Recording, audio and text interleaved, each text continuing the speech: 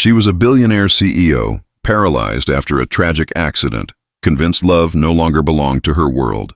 But on a blind date, when the wrong man walked in, a simple mechanic with grease on his hands, her life changed in a way she never imagined. The restaurant glowed with golden light, chandeliers glittering overhead like 1,000 captured stars. Soft jazz floated through the air, mingling with the clink of silverware and the gentle hum of laughter from couples seated at elegant tables. At first glance, it looked like the perfect place for romance. Yet in the far corner, where the shadows seemed deeper and the noise a little softer, sat Sophia Bennett, the youngest CEO of a billion-dollar corporation, a woman once described by magazines as unstoppable, untouchable, unbreakable. But that was before the accident. Before the world saw her strength reduced to a wheelchair and her confidence swallowed by silence. Her slender fingers traced the rim of her wine glass as she glanced at the door for the 10th time, nerves buzzing beneath her calm facade. Sophia had mastered the art of pretending.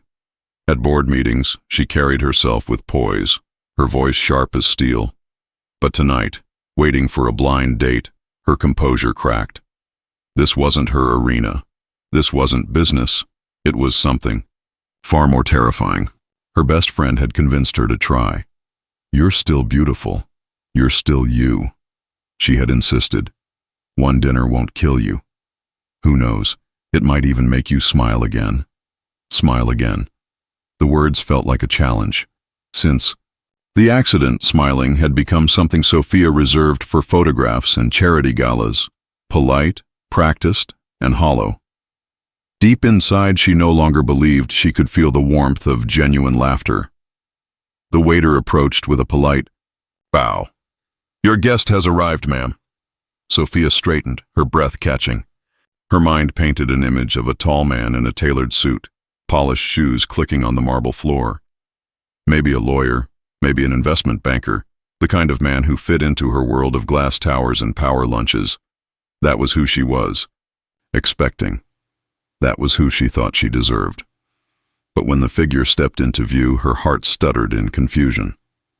He was tall, yes, but nothing about him matched the picture she had drawn in her mind. His hair was tousled, as if the wind had run its fingers through it. His jacket was leather, scuffed at the edges, clinging to broad shoulders that looked more at home under the hood of a car than in a fine dining restaurant.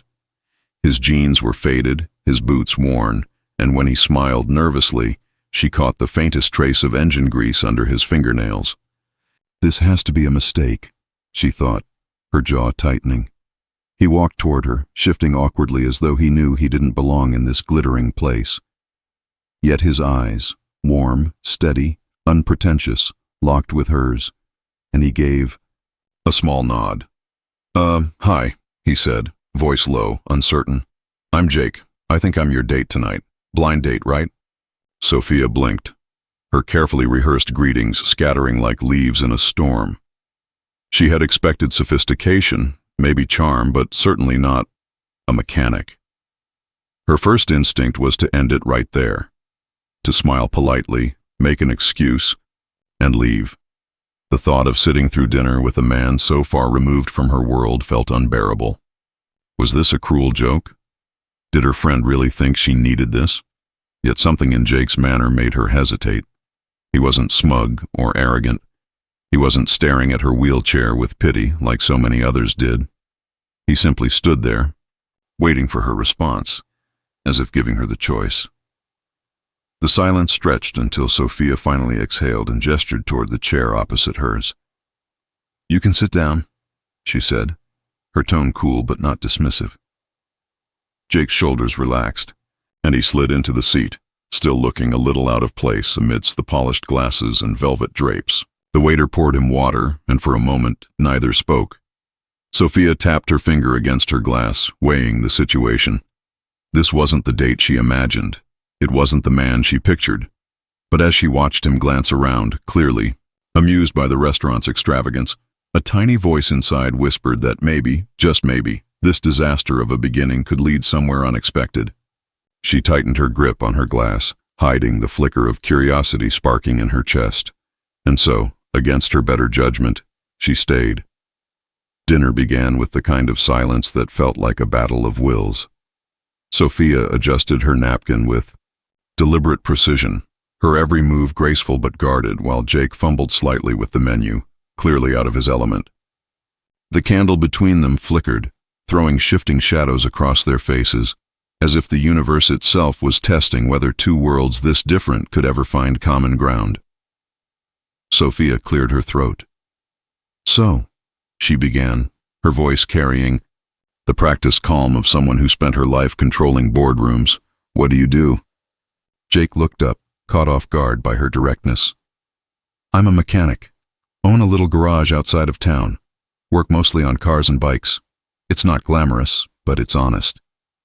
There it was, the simple truth. No polished resume, no name-dropping of powerful connections, no attempt to impress. Sophia forced a polite smile, though her mind bristled. In her world, men she met were CEOs, venture capitalists, or attorneys with sharp suits and sharper tongues. A mechanic wasn't supposed to sit across from her in this expensive restaurant, but before she could dismiss him, Jake added quietly, "It was my dad's shop. When he passed, I promised I'd keep it running.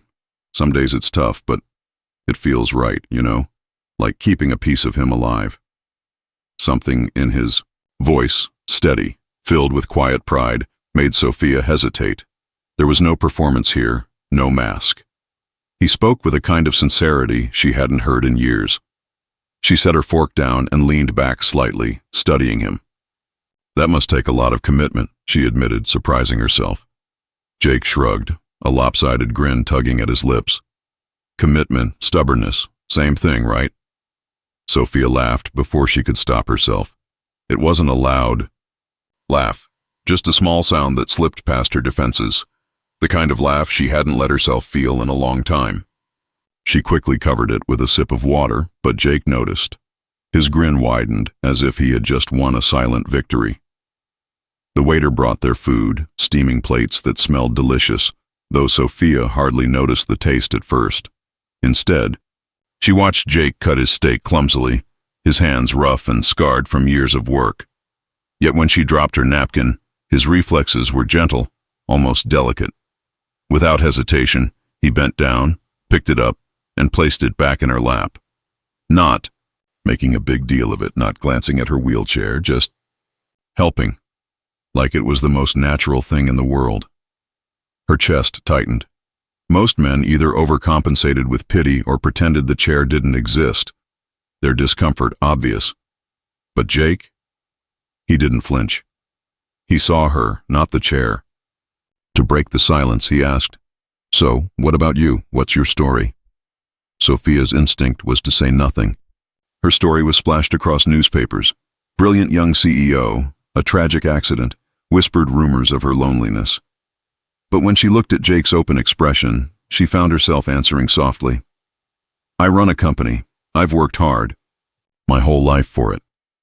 After the accident, I thought maybe I'd lost more than I could handle. Not just movement, but the person I used to be."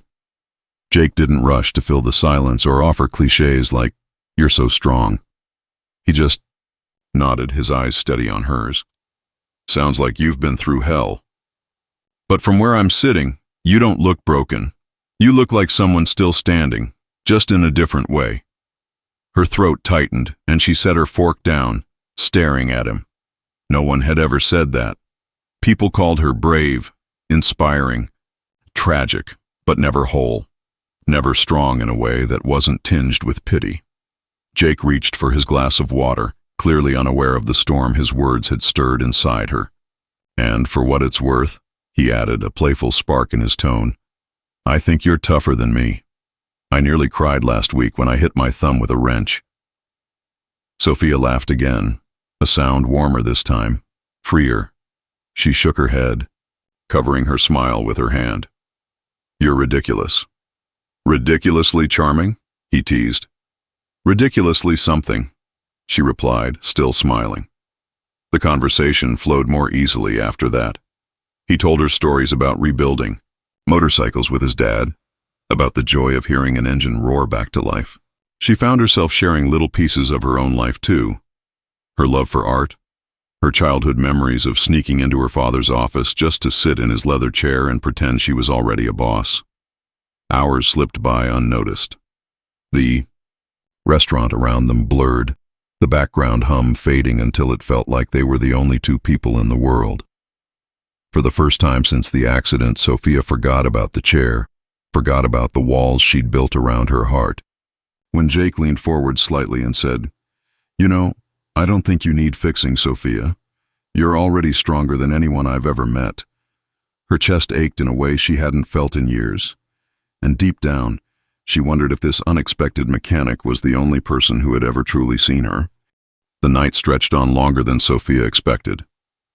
She had come prepared for an hour of awkward small talk, maybe even disappointment, but the hours had slipped by as though time itself had bent to give her something she had been missing for too long.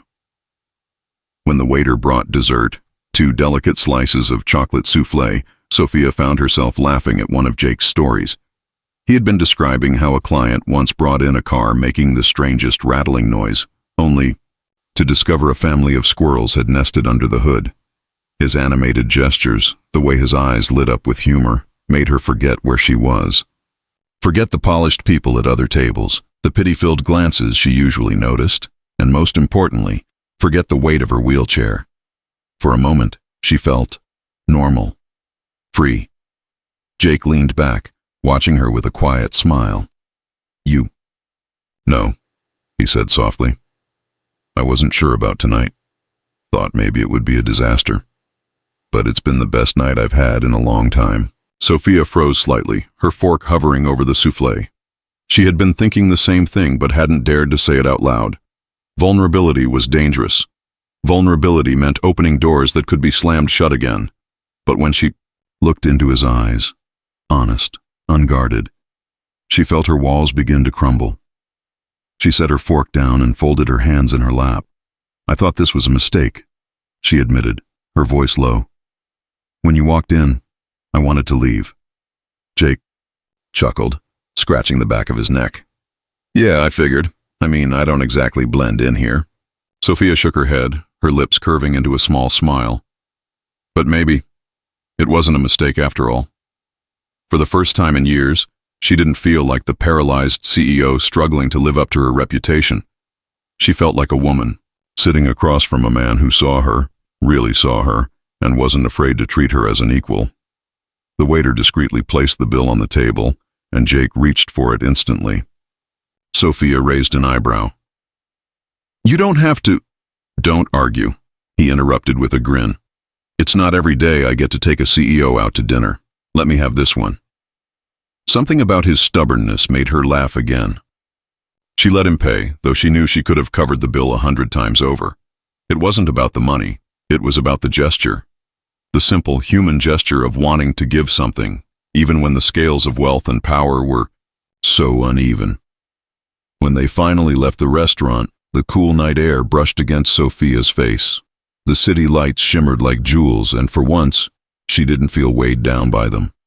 Jake walked beside her as she wheeled herself toward her car, his presence calm and steady. He didn't rush ahead, didn't hover behind. He matched her pace, as if he understood instinctively what respect looked like.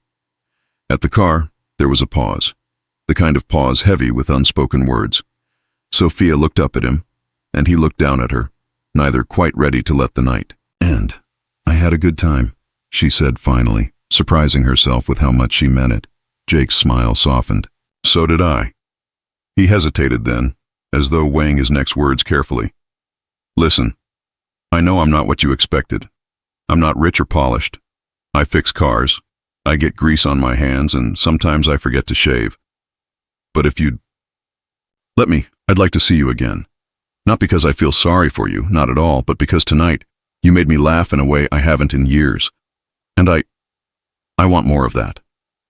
The sincerity in his voice hit her harder than any boardroom compliment ever had. She swallowed, her heart thudding in her chest. For so long she had believed she was untouchable, unreachable, destined to live behind walls of strength and isolation.